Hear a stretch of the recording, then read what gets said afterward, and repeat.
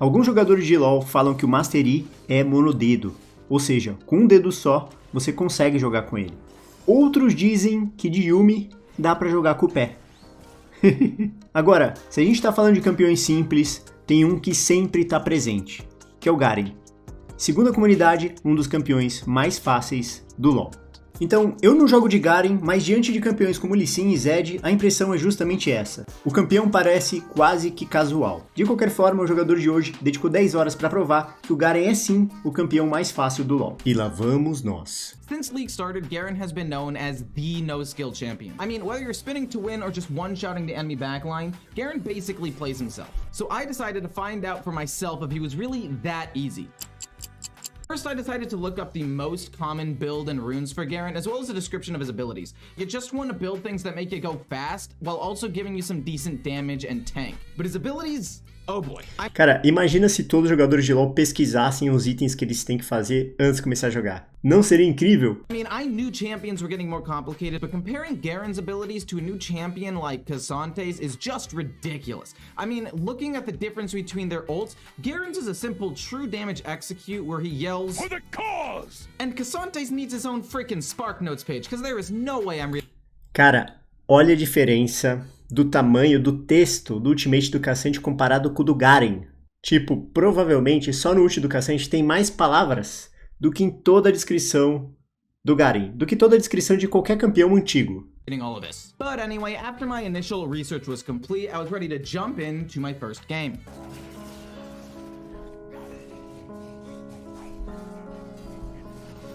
Vixe, ele pegou o Warwick top, gente. É um pique muito quebrado.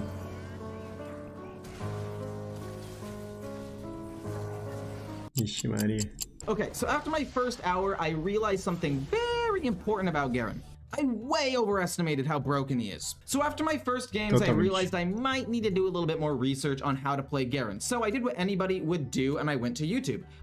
Cara, a verdade é que em cada posição do LoL, sempre vai ter um campeão simples que é forte pra caramba. A Riot, ela meio que tenta garantir que isso aconteça, para fazer com que um jogador novato, um cara que acabou de começar a jogar no LoL, tenha opções para ele conseguir carregar. Então na jungle a gente tem o Mumu, de ADC a gente vai ter MF, de suporte você vai ter a Janna, por exemplo, ou a Sona, e por aí vai.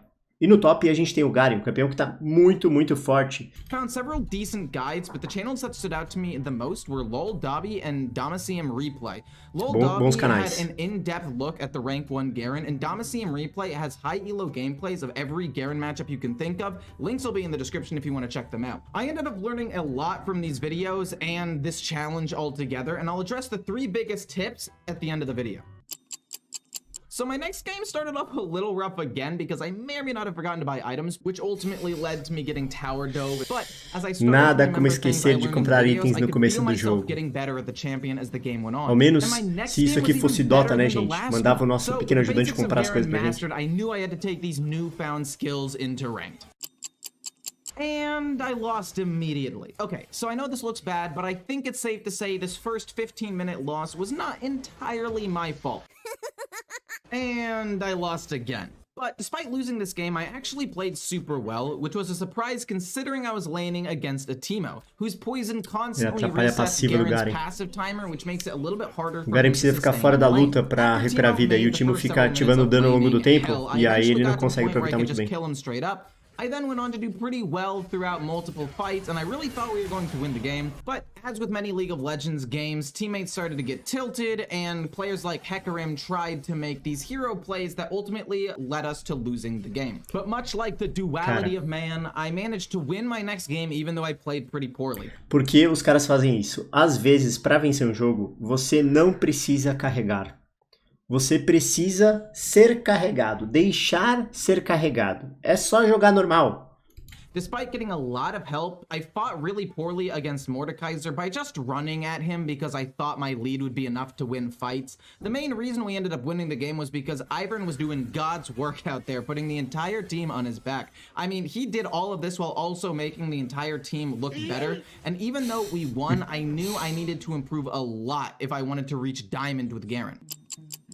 Everything started falling into place around hours 6 and 7. The first game, I killed Treinamere under his tower, setting behind, got first tower, built full armor against a mostly AD team. We then got some cool picks like this, which led to more kills like this.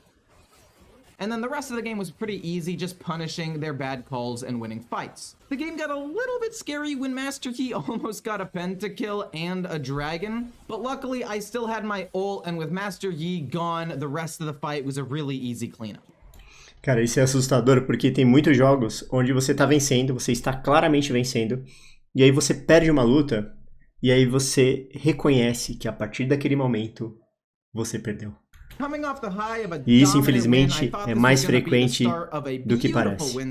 My next game was derailed by an early gank that set me pretty far behind, and then it went even more downhill after I forgot Tahm Kench could do this. And then after that, it was just a series of unfortunate deaths in a game that was pretty much already over. The last game in hour 7 was pretty boring. I was against a volley, and we basically traded kills back and forth top while the rest of my team won the game. Nothing really interesting happened, but I knew if I wanted to hit Diamond, I would need to start dominating my games to finish out this challenge. That means no more dying to silly ganks, no more deaths under my own tower, no more failed ults, and definitely no more getting cheesed under tower. So my first game ended up going pretty well. I got greedy for a tower plating and died to a gank. Then I got a gank, killed Jace, and got my tower shortly after. Got a cute little surprise kill on Katarina that led to a 1 fight and a dragon a little bit later. And then turned into a Beyblade, won a huge fight, and then won the entire game. This next game was probably the worst game of this challenge. I died to an early tower dive because I greeted for a siege minion. Lee Sin and Katarina gave my lane opponent a double kill. Lee Sin had a failed gank top lane and then pushed my lane in, but didn't help me shove it under tower, so I ended up getting ganked by Diana 30 seconds. Cara, isso aí mostra que esse cara, ele realmente é de um elo um pouco mais alto. Ele reclamou que o jungler não ajudou ele a puxar a wave, né? E por aí a gente vê que mesmo ele sendo um jogador mais experiente, estando jogando uma Smurf, por ele não ter experiência com campeão e jogar logo ranqueada, ele não consegue fazer tanta diferença assim. Você precisa conseguir carregar consistentemente o seu time para subir. Then I got 4-man dove top on my way back to lane, and at that point I got super duper tilted. Even after Lee Sin miraculously stole Baron, I still felt like the game was over, and in the end, Katarina and I chased way too far and ultimately just lost the game. After that game, I definitely needed a bit of a breather because I wanted to end this challenge strong and see how far I could climb with Garen. So when I came back, I was ready to win the last 2 games of this challenge. This was not going to be easy because the first game, by 18 minutes, my team wanted to surrender because Rengar had 14 kills, 5 tower platings, and 2 towers. But I was not going to let this stop me. Será que eles conseguiram virar esse jogo? O Rengar tem que ter feito muita caquinha para eles virarem.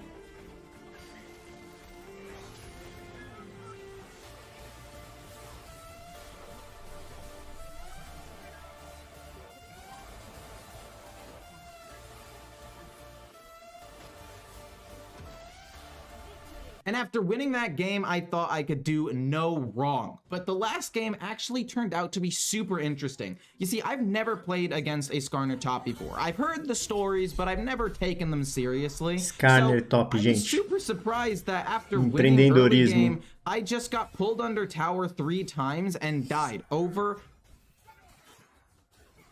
and over. Nossa, vida cheia, cara. And over again. Eventually, Elise ganked my lane and we got 2 towers, which allowed me to leave lane and start winning fights. And then we won the game. But let me tell you, I will never underestimate a Skarner top ever again. Skarner. So in the end, I went 7-4 with Garen with an average KDA of 6, 4, and... Ele venceu 64% do tempo com KDA decente, né? Um bom resultado. Mas tá certo, igual a gente falou, é Smurf, né? E normalmente o esperado, quando você tem menos do que 10 partidas jogando com campeão, é que você mais perca do que você vença. Então isso é um resultado Muito, muito bom.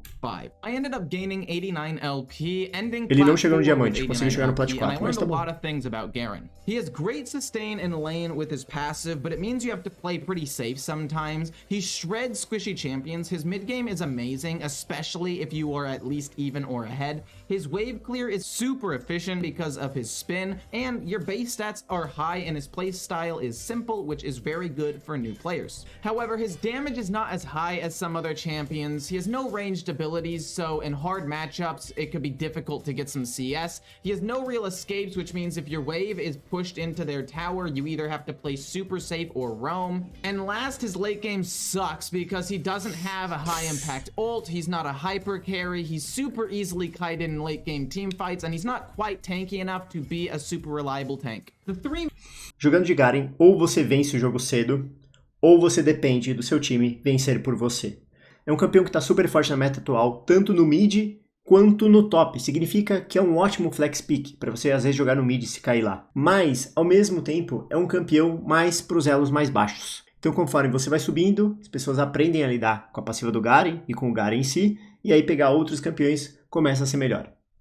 Main tips I learned with Garen are: 1. Short trades are broken. Your passive allows you to recover from trades way faster than your opponent, even if they were pretty bad trades. 2. You want to save your W as much as you can. Your W gives you a lot of survivability with tenacity and damage reduction, but since it has a 23-second cooldown for most of the laning phase, if you panic and use it too soon, you're very vulnerable to all-ins or getting dove by the enemy jungler. Cara, o W do Garen é muito forte. É uma habilidade que tem uma passiva embutida, fora a sua passiva que regenera a vida quando você está fora de combate, né? Ele tem uma passiva que te deixa mais tanque. E aí quando você pressiona ela, você fica muito mais tanque. E você ganha também 60% de tenacidade, o que é coisa pra caramba. O grande problema é o tempo de recarga, então tem que administrar muito bem. 3. Don't use your Q to just run at your opponents. Garen is best when your opponent walks into you so you can Q auto reset and then spin to disengage so they take damage if they chase. Essa é uma dica interessante, You then hein? sustain them with your passive, and then eventually you want to go in on your opponent with your Q, but only after you have a decent health lead. And for the bonus tip, we have the runes. You want to take phase rush into a matchup that's ranged or has a good escape so you can stay on top of them. And you want to take conquer into matchups where you're just gonna fight to the death, like Scion and things of that nature. Hopefully you guys enjoyed the video. Feel free to like, comment, and subscribe. E por aqui a gente vê que o Garen não é um campeão tão simples assim. E ao mesmo tempo, a gente vê também que simples não necessariamente significa que o campeão é fraco. Se gostou desse vídeo, deixe seu like, se inscreva no canal e confira também o vídeo original. O link está na descrição. Tchau!